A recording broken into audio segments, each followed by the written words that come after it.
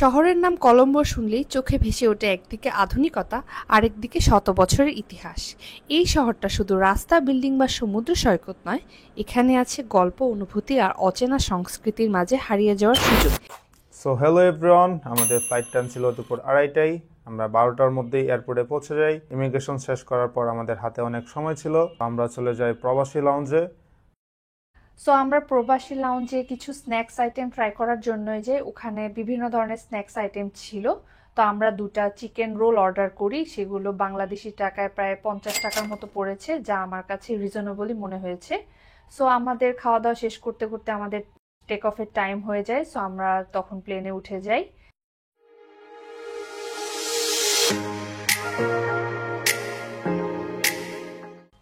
Plane take off করার কিছুক্ষণ পরে আমাদের হেডসেট প্রোভাইড করে। তো ঢাকা থেকে কলম্বোর দূরত্ব ছিল 3 ঘন্টা 15 মিনিট। তো বাকিটা সময় আমরা মুভি দেখে দেখেই সময় কাটাই।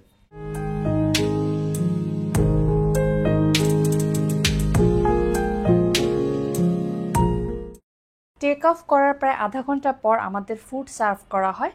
তো শ্রীলঙ্কান এয়ারলাইন্সের ফুডের টেস্ট আমার কাছে ভালোই লেগেছে। তো আমাদের প্রায় 3-3.5 ঘন্টা পরে শ্রীলঙ্কান টাইমস প্রায় 6টার দিকে আমরা পৌঁছে যাই বান্দারানাইকে ইন্টারন্যাশনাল এয়ারপোর্টে। তো তখন কিছুটা ওয়েদার খারাপ ছিল, একটু বৃষ্টি হচ্ছিল। পার্সোনালি আমার কাছে কলম্বো এয়ারপোর্টটা খুবই ভালো লেগেছে, খুব ছিমছাম ছিল এবং গুছানো ছিল এয়ারপোর্টটা। আমরা তারপর ইমিগ্রেশনের উদ্দেশ্যে চলে যাই। ইমিগ্রেশন পার হতেও খুব বেশি সময় লাগেনি, 5 থেকে 10 মিনিটের মতো সময় লেগেছে। তো এরপর আমরা নিচে নেমে যাই ব্যাগ কালেক্ট করার জন্য। তো আমরা ব্যাগও খুব তাড়াতাড়ি পেয়ে যাই।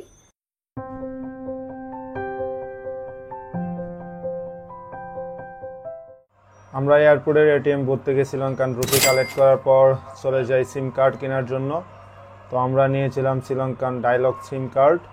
আমাদের কাছ থেকে প্রাইস রেখেছিল শ্রীলঙ্কান 1400 রুপি, আর আমাদের প্যাকেজটা ছিল 20 জিবির প্যাকেজ। আমাদের ডায়লগ সিম কার্ডের সার্ভিসটা খুবই ভালো ছিল। আমরা বিভিন্ন জায়গায় ঘুরে বেরিয়েছি, বাট এটার সার্ভিসটা খুবই ভালো পেয়েছি। তো আমরা এয়ারপোর্ট থেকে বের হয়ে এখন ওয়েট করতেছি। এই হচ্ছে শ্রীলঙ্কার রাস্তা। আমরা টুকটুক ভাড়া নিয়েছি আমাদের হোটেলে যাওয়ার জন্য। তো টুকটুক আসতে 2 মিনিট লাগবে বললো। হ্যালো, টুকটুক চলে আসছে। এখন আমরা চলে যাব হোটেলে। Hello brother. So heavy. আমাদের ফোনে নেট কানেকশন পাওয়ার পর আমরা পিকম্যাপের মাধ্যমে টুকটুকটা কল করি। টুকটুকটা হচ্ছে বেসিক্যালি আমাদের সিএনজির মতো দেখতে। এটা একটু খোলামেলা, একটু গোছালো দেখতে। আর শ্রীলঙ্কাতে অ্যাভেলেবল টুকটুক পাওয়া যায়, আপনি চাইলে টুকটুক রেন্ট করতে পারেন, আর এটার ভাড়াটাও খুবই রিজনেবল। তো আমরা হচ্ছে শ্রীলঙ্কাতে ঘুরে বেড়াবো 7 দিনের মতো। আমরা বাইক রেন্ট করব। তো ওই বিষয়ে চালকের সাথে কথা বলতেছিলাম। তো ও আমাদেরকে বিভিন্ন বাইক রেন্ট করা সবগুলোতে নিয়ে যাচ্ছিল, কিন্তু আমরা এখন ভাড়া নিব না, জাস্ট একটু ইনফরমেশন পাওয়ার জন্য কথা বলতেছিলাম। ফাইনালি আমরা হোটেলে চেক ইন করে ফেললাম। তো আমাদের চেক ইন করতে করতে সন্ধ্যা 7টার মতো বেজে যায়। যেহেতু এখন রাত হয়ে গিয়েছে, আমরা এখন আর হোটেলে ঘুরবো না, আমরা সকালবেলা হোটেলটা ঘুরে দেখব। আমাদের রুমটা খুবই সুন্দর ছিল, একটু সুদিং টাইপের ছিল রুমটা।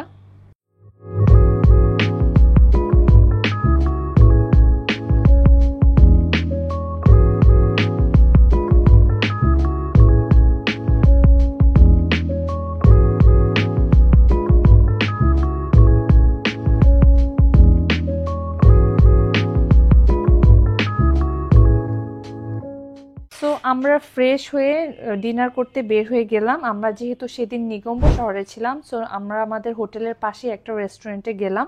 সেখানে বিভিন্ন ধরনের ফুড আইটেম পাওয়া যায় শ্রীলঙ্কান ফুডের পাশাপাশি। আমরা সেখানে ফুড অর্ডার করে, তাদের একটা আর্ট গ্যালারি ছিল, সেখানে আমরা চলে গেলাম আর্টগুলো দেখতে। আমার কাছে আর্ট গ্যালারিটা ঘুরে দেখতে খুবই ভালো লাগছিল। মূলত ওই আর্ট গ্যালারিটা ওরা সেলের জন্যই রেখেছিল, এখানে চাইলে যে কেউ আর্টগুলো কিনতে পারবে। আমরা ঘুরে ঘুরে আরও কিছুক্ষণ দেখলাম ফুড আসার আগ পর্যন্ত। তো ফাইনালি আমাদের ফুড চলে আসে। চিকেন ফ্রাইড রাইস অর্ডার করেছি, এখানে 2 জনের জন্য অর্ডার করলাম।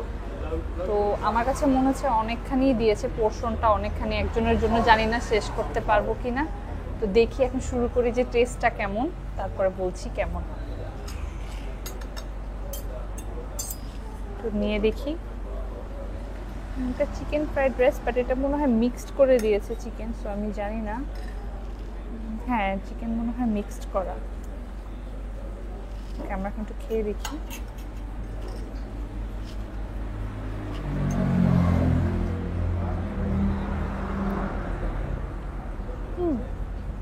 মজাই,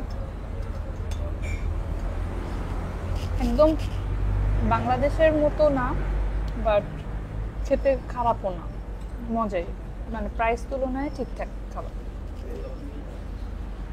হাতে আবার একটু চাটনির মতো কিছু দিয়েছে, কিন্তু কি বুঝতে পারছি না। আর এটা হচ্ছে টমেটো সস, তো এগুলোও একটু ট্রাই করি। এটা কি খেয়ে দেখি।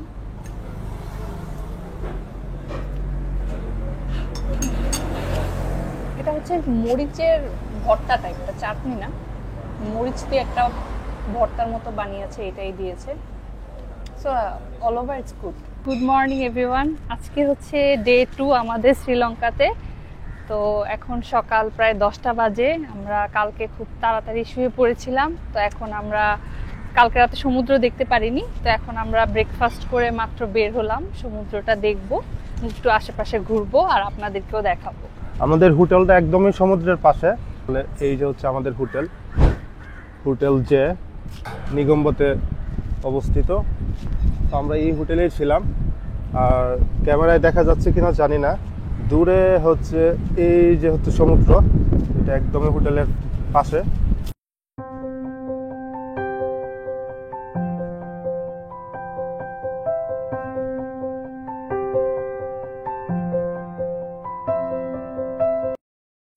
এখান থেকে সমুদ্রটা আরো ভালো মতো দেখা যায়, আর এখানে খুব বাতাস, খুব ভালো লাগছে এখানে। কালকে এতটুকু আসিনি আমরা, আজকে ফার্স্ট টাইম আসলাম। এখানে অনেক বাতাস।